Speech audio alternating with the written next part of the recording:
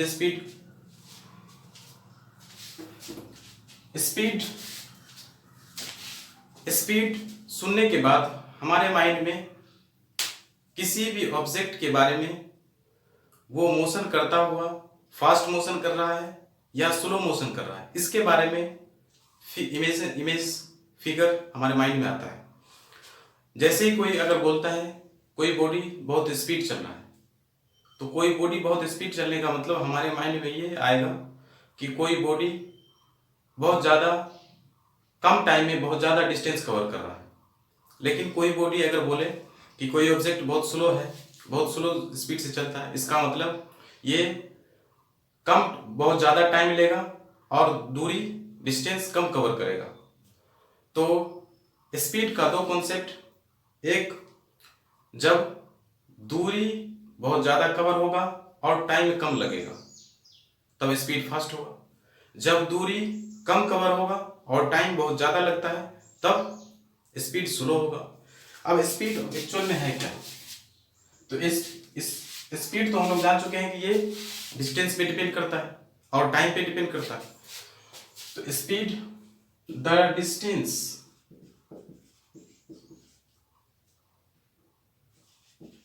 Covered by a body पर unit time is called speed. Speed हम लोग बोलते हैं कोई भी ऑब्जेक्ट जब किसी डिस्टेंस को कवर करता है तो पर यूनिट टाइम में कितना डिस्टेंस कवर हुआ, पर यूनिट टाइम में जितना डिस्टेंस कवर होगा उसी डिस्टेंस को बोलते हैं स्पीड। जैसे एक ऑब्जेक्ट ए से बी पर पहुंचता है और ए से बी पर पहुंचने में ये कुछ टाइम लेगा, तो जब ए से स्टार्ट करता है चलना और बी तक पहुंचता है तो इसके बीच जो टाइम लगता है ये मान लेते हैं टी, और ये जो डिस्टेंस है ये है डी, ये डिस्टेंस डी। तो जितना टाइम लगा है और इस दूरी को कवर करने में, तो एक यूनिट टाइम में कितना दूरी कवर हुआ होगा उस दूरी को बोलते हैं स्पीड। अगर हम लोग इस पे गौर करें तो ए पॉइंट से धीरे धीरे आगे बढ़ता है बॉडी, तो कभी इस पॉइंट पे बॉडी होगा, उसके बाद कभी इस पॉइंट पे होगा, कभी यहाँ पे होगा, कभी यहाँ पे होगा, कभी यहाँ, कभी यहाँ, कभी यहाँ, इसी तरह बी पे पहुंचा है। तो कभी ए पॉइंट पे होगा, ए से थोड़ा सा आगे बढ़ा, थोड़ा सा आगे बढ़ा, उस रेस्पेक्ट में टाइम भी इंक्रीज कर रहा है। टाइम तो अपने हिसाब से चलेगा, टाइम एक एक सेकंड करके आगे बढ़ेगा। ऐसा तो नहीं कि कोई बॉडी फास्ट मूव करे तो टाइम भी फास्ट मूव करे, कोई बॉडी स्लो मूव करे तो टाइम भी स्लो मूव करे, ऐसा तो नहीं है। इसलिए टाइम तो अपने अकॉर्डिंग चलता है, एक सेकंड, एक सेकंड, एक सेकंड, एक सेकंड। लेकिन बॉडी डिपेंड करता है बॉडी फास्ट चल रहा है या स्लो चल रहा है। अगर बॉडी फास्ट चलेगा तो ये टाइम कम लगेगा बी पर पहुंचने में, अगर बॉडी स्लो चलता है तो टाइम बहुत ज्यादा लगेगा बी पर पहुंचने में। तो ये स्पीड पर यूनिट टाइम में, पर यूनिट टाइम मीन्स एक सेकेंड में ये बॉडी कितना दूरी कवर करता है, एक सेकेंड में कितना दूरी, जितना दूरी कवर होगा उस दूरी को बोलते हैं स्पीड। अगर बॉडी फास्ट मूव करता है, जैसे ये रोड, ये कोई बाइक, अगर ये बाइक एक सेकेंड में 5 मीटर दूरी कवर करता है, एक सेकेंड में 5 मीटर, 1 सेकेंड, तो इसका जो स्पीड होगा वो 5 मीटर होगा पर सेकेंड, क्योंकि 5 मीटर तो उसका दूरी है, लेकिन कितने सेकेंड में? एक सेकेंड में। अगर कोई बॉडी यहीं पे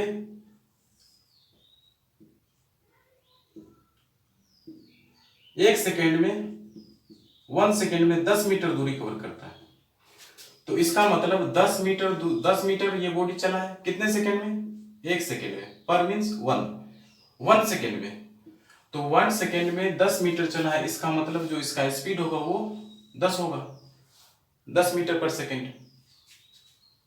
अगर कोई बॉडी स्लो चलता है और 1 सेकेंड में सिर्फ 1 मीटर चलता है। 1 सेकेंड में 1 मीटर, 1 सेकेंड में 1 मीटर। तो इसका जो स्पीड होगा वो 1 मीटर होगा, 1 मीटर पर सेकेंड होगा। तो यूनिट टाइम में कोई भी ऑब्जेक्ट जितना दूरी कवर करता है उसी दूरी को बोलते हैं speed.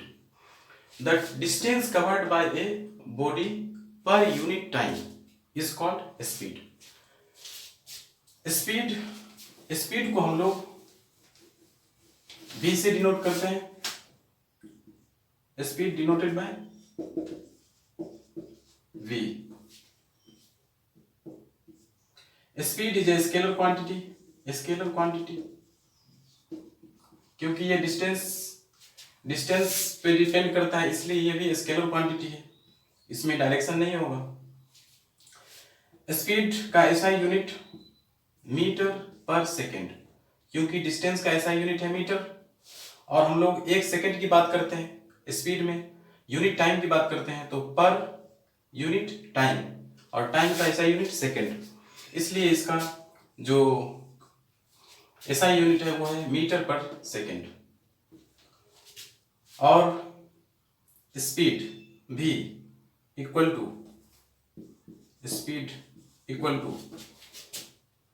Distance per unit time, distance upon time, ये फॉर्मूला होता है। Speed equal to distance upon time, यानी कि v equal to s upon t, distance per unit time. इसको हम लोग ऐसे भी लिखते हैं s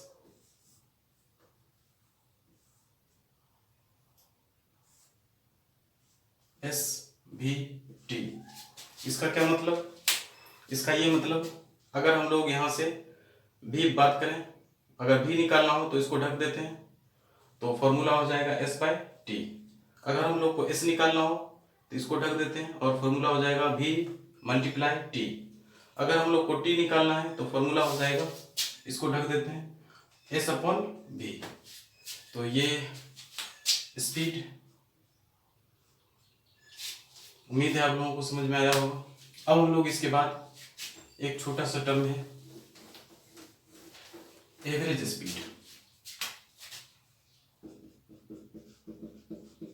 एवरेज स्पीड में एवरेज लगा हुआ है क्या? तो ये average speed the total distance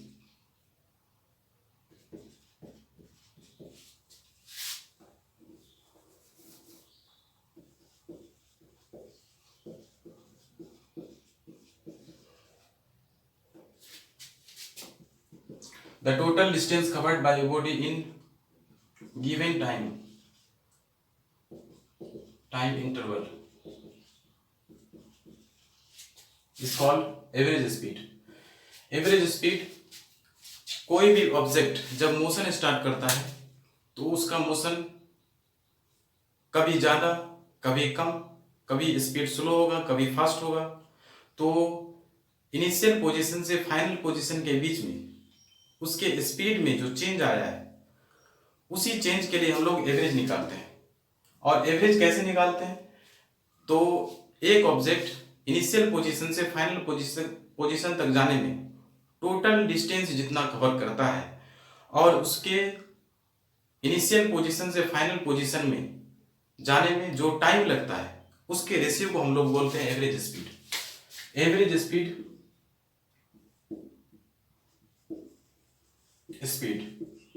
equal to total distance covered by body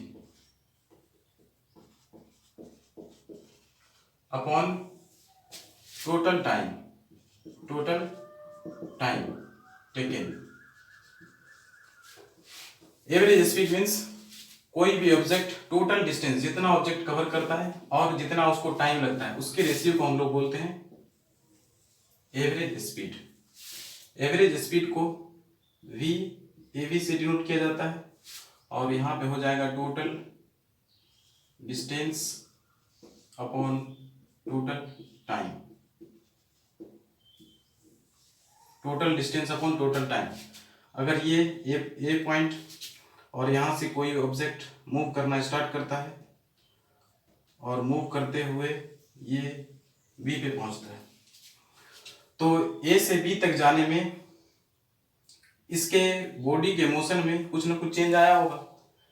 अगर पी पॉइंट पे पहुंचा तो इस बॉडी का स्पीड फास्ट था, पी से क्यू पे पहुंचता है तो इस बॉडी का स्पीड और फास्ट हो जाता है, और क्यू से जब बी पे पहुंचता है तो इस बॉडी का स्पीड स्लो होता है। ये फास्ट, ये बहुत ज़्यादा, उससे फास्ट, ये स्लो। तो अगर हम लोग, क्योंकि ए से बी तक जाने में इस ऑब्जेक्ट के स्पीड में चेंज आया है, यहाँ पे थोड़ा ज़्यादा था, यहाँ पे और ज़्यादा, यहाँ पे कम, तो स्पीड तो कम है ज़्यादा है, तो एवरेज स्पीड निकालना पड़ेगा। और एवरेज स्पीड निकालने के लिए हम लोग इस पॉइंट से इस पॉइंट ए से बी के बीच में जितना टोटल डिस्टेंस है उसको काउंट करते हैं, और ए से बी के बीच जो टाइम लगा है, ए से बी पर जाने में जो टाइम लगा है उस टाइम से डिवाइड करते हैं, और दोनों के रेशियो को बोला जाता है एवरेज स्पीड। अगर ये ए पॉइंट है और ये बी पॉइंट है, और ये बॉडी अगर मूव करता हुआ ये पहुंचा यहाँ, ये मान लेते हैं 5 मीटर पर सेकेंड से पहुंच बी क्यू पे पी पे जाता है, पी से क्यू पर जाने में ये अपना स्पीड बढ़ाता है 15 मीटर पर सेकेंड, और क्यू से बी पर जाने में ये अपना स्पीड 50 मीटर पर सेकेंड कर लेता है। तो हम लोग बता सकते हैं कि ए से पी पर इसका स्पीड 5 मीटर पर सेकेंड है, यानी कि 1 सेकेंड में 5 मीटर दूरी कवर कर रहा है। 1 सेकेंड में 5 मीटर। यहाँ पर पी से क्यू तक जाने में ये 1 सेकेंड में 15 मीटर दूरी कवर कर रहा है। 1 सेकेंड में 15 मीटर दूरी कवर है, इसका मतलब यहाँ पे इसका स्पीड फास्ट है। और क्यू से बी तक जाने में ये 1 सेकेंड में 50 मीटर दूरी कवर कर रहा है, इसका मतलब यहाँ पे और फास्ट है। तो अब हम लोग यहाँ से ए से बी तक का अगर एवरेज स्पीड निकालते हैं तो हम लोगों को इसके बीच का, ए से बीच का टोटल डिस्टेंस पता करना पड़ेगा, टोटल डिस्टेंस, और इसके बीच में जो टाइम लगा है वो पता करना पड़ेगा। जब दोनों पता चल जाएगा तब हम लोग उसका एवरेज स्पीड बता सकते हैं। तो अभी हम लोग न्यूमेरिकल जब स्टार्ट करेंगे तो हम लोग बात करते हैं कैसे डिस्टेंस निकलेगा, कैसे इसका टाइम निकलेगा। इसके बाद हम लोग छोटा मोटा देखते हैं numerical.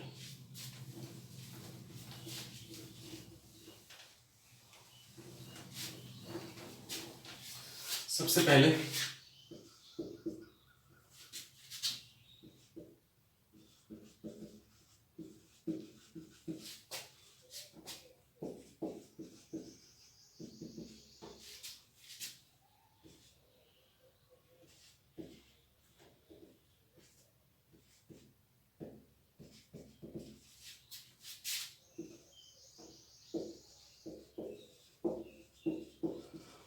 A body covers 360 metre in 60 second, find speed of body. बहुत ही सिंपल क्वेश्चन है, क्योंकि हम लोग जानते हैं v equal to S by T, speed equal to distance upon time.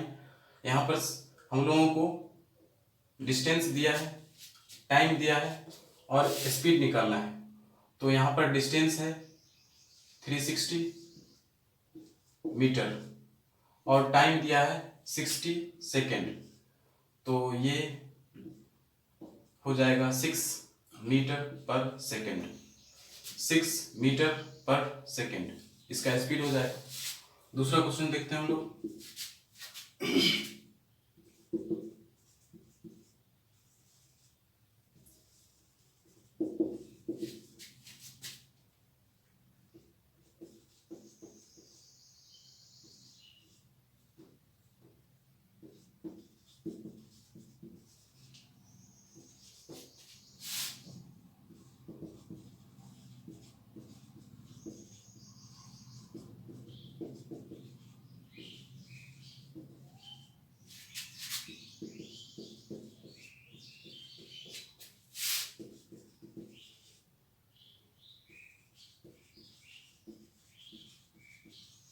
ये दूसरा क्वेश्चन बहुत अच्छा क्वेश्चन है। A person completes 3 revolution of of a circular path of 14 metre radius in 220 second, find average speed. Question है, एक कोई person एक revolution, 2 revolution, 3 revolution complete करता है सर्कुलर पाथ का और उसका रेडियस है 14 मीटर। कितने टाइम में? 220 सेकेंड में। तो हम लोगों को ये बताना है कि इस पर्सन का स्पीड क्या होगा। तो हम लोग जानते हैं एक रेवोल्यूशन में ये जो डिस्टेंस कवर करेगा तो वो डिस्टेंस होगा इसका टोटल सरकमफेरेंस। तो हम लोग जानते हैं v equal to S by T, speed बराबर डिस्टेंस अपॉन टाइम होता है। तो डिस्टेंस हम लोगों को पता नहीं है तो डिस्टेंस पहले निकालना होगा और उसके बाद टाइम दे चुका है, टाइम 220 सेकेंड है। तो सबसे पहले हम लोग देखते हैं डिस्टेंस कैसे निकलेगा। एक रेवोल्यूशन, यहाँ बोल रहा है 3 रेवोल्यूशन कंप्लीट करता है, तो पहले एक रेवोल्यूशन का हम लोग डिस्टेंस निकालते हैं। और ये डिस्टेंस कैसे निकलेगा, क्योंकि सर्कुलर पाथ है और सर्कुलर पाथ का डिस्टेंस हम लोग उसके टोटल सरकमफेरेंस से निकालते हैं और टोटल सरकमफेरेंस होता है 2 पाई आर। तो 2 पाई आर इक्वल टू हो जाएगा 2 इंटू पाई का वैल्यू होता है 22/7 और रेडियस है 14 मीटर। तो यहां से हम लोग बता सकते हैं इसका जो सरकमफेरेंस होगा वो होगा 88 मीटर। तो एक ये पूरा सरकमफेरेंस है 88 मीटर, लेकिन ये 3 रेवोल्यूशन हुआ है तो 3 रेवोल्यूशन, इसका मतलब 3 रिवोल्यूशन के लिए उसका टोटल डिस्टेंस हो जाएगा, distance equal to 3 into 88 metre और 3 इंटू 88 मीटर ये डिस्टेंस है। अब हम लोग इसका स्पीड निकाल सकते हैं। कैसे? v equal to S upon T, distance आ चुका है 3 इंटू 88 बाई टाइम 220 सेकेंड। अगर हम लोग यहाँ से करें तो 4 बार में हो जाएगा 12/10 यानी कि 1.2 मीटर पर सेकेंड। तो इस पर्सन का स्पीड होगा 1.2 मीटर पर सेकेंड। एक बहुत ही अच्छा क्वेश्चन हम लोग और देखते हैं।